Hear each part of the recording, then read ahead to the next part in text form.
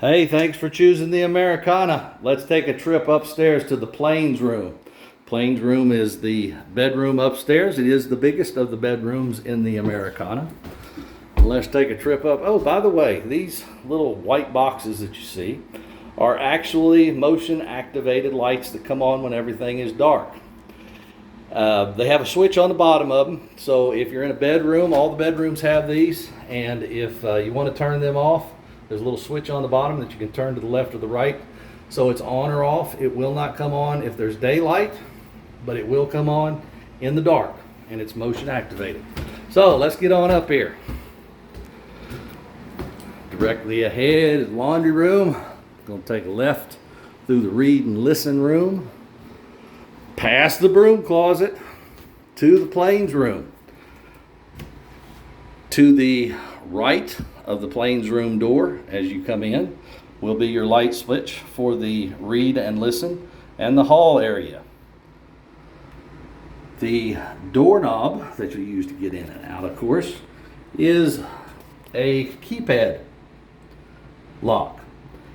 The number that you have assigned to the outside door to get in will be the same number as all the bedroom doors, unless you are renting just a room. Then all the codes will be different. But if you're renting the whole house, same code works for all the doors should you have need for it. The door works in a normal way, just like a normal door knob would. There's our light coming on down there. It's not quite light enough in here. On the right side is the switch for the ceiling fan and the overhead lights. Let's go over this door right quick for you so you'll know what's happening with it. When the lever here is in the vertical position, it operates just like any door knob would from both sides. So unless you want to keep everybody out, or you're staying here with somebody else, you want your privacy, if you will turn that latch to the right, you will be able to control the latch from the inside. However, from the outside, the latch will not operate. So in the event that you walk outside and lock yourself out the room, just punch your code in to the door, and this side will work momentarily. The light will flash green and you'll get in. And again, if you want to turn that feature off so you're not dealing with that every time you want to go into the room, simply turn this lever to the vertical position and it will operate like a regular doorknob at that point. Okay, as we come in, you will find on either side of the bed on top of the nightstand that you have a phone charger with 3 USB ports and also a plug which will accommodate up to 3 more plugs. So if you got something you want to plug in, you've got a spot to plug it in. You don't have to search around behind the bed to find the wall outlet. Right there beside your bed. The lamps on either side of the bed are controlled by a roller switch, which if you'll notice, the cord comes out, comes right up to the bedpost here, and you'll find the roller switch. When you roll that switch up, of course you'll have lights on, but that's where that switch is located and that's what it does. Nightstand, pretty self-explanatory. To the left of the bed, you have a cedar-lined closet that we keep 10 hangers in each closet. It's got a shelf on it, so depending on how long you're staying, you'll have plenty of places to hang your clothes, keep things.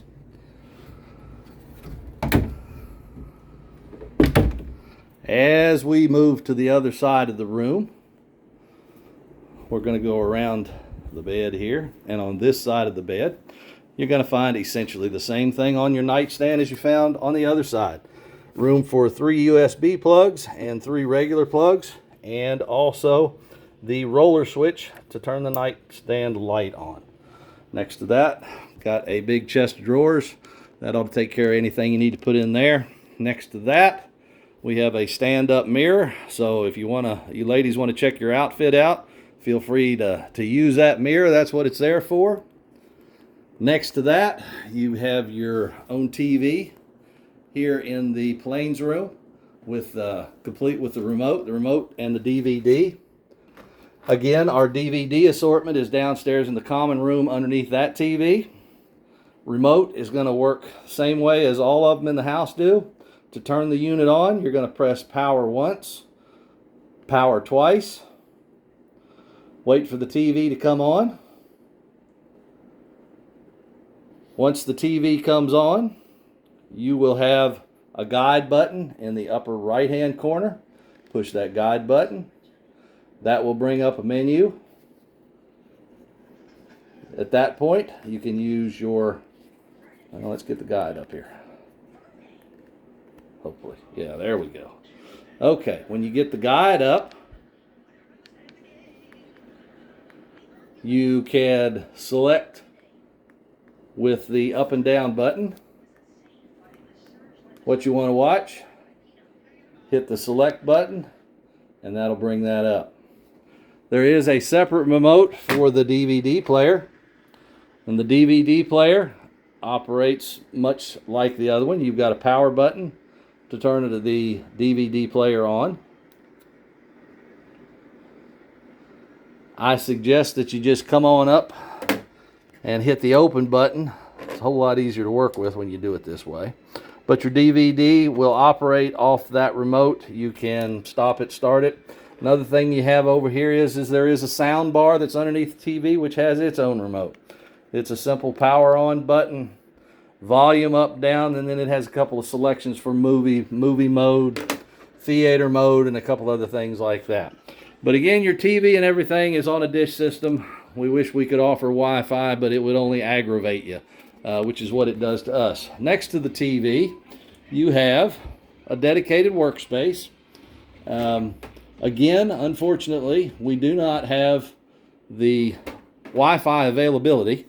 Verizon Internet does have coverage, and sometimes it's great, but it's never awesome. At any rate, you got a little light up here to bring some light to the situation. Very quiet. You can shut the door and be left alone. Next to that is a tower fan. Pretty easy to work. You have on this power fan, you have your volume, which is this button. You have rotation over here. Up here you have the different fans, I think that's right, the fan speeds. And over here is the timer. If you want to turn this on right before you go to bed at night and wish for it to turn off, just set your timer at 1, 2, 4, or 8 hours, and that'll turn that on for you. This button up here is actually the fan speed. The button over on the other side looks like some kind of a dimmer. I believe that's what that is over there, so probably not going to use that much. Okay, working our way around the room here, you have another closet which is set up with hangers. It's also cedar lined. You have an extra blanket in here. You have an extra set of sheets that'll be located in here, and you also have plug covers for the walls in case you have a little one that likes to stick things into the outlets. You have that there, and you can plug these outlets if you need to do that.